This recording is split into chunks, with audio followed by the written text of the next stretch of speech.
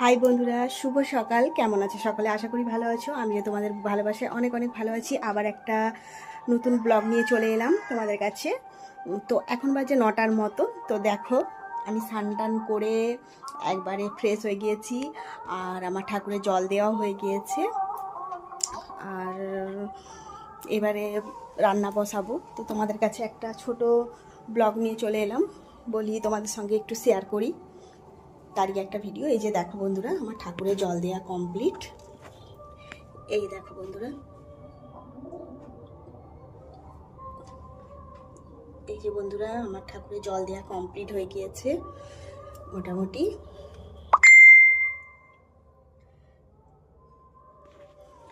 তো এবারে যাব রান্না বসাতে।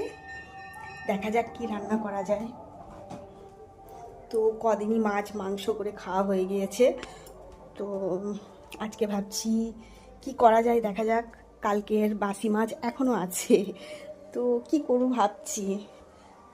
তো আছে এই কফি, অর্ধেকটা কফি পড়ে আছে, ভাবছি কফির ঝাল করব। আর এই যে চিচিঙ্গা চিচিঙ্গা আছে, তো চিচিঙ্গার ভাজা করব। চিচিঙ্গার ভাজাটা খেতে খুবই ভালো লাগে। কার কার ভালো লাগে একটু কমেন্টসের মাধ্যমে জানিও। আমার তো খুব ভালো লাগে চিচিঙ্গার ভাজাটা। আর আছে এই যে কালকের বাসি মাছ কতগুলো, আমাদের পুকুরের মাছ এগুলো।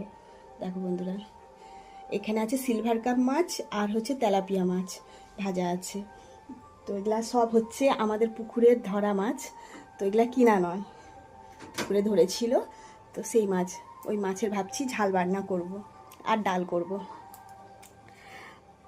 তো বলি তোমাদের সঙ্গে একটু শেয়ার করি, অনেক দিন তোমাদের সঙ্গে কোনো কথা হয়নি আর কোনো ভিডিও দেওয়া হয়নি, তাই তোমাদের কাছে একটু শেয়ার করলাম।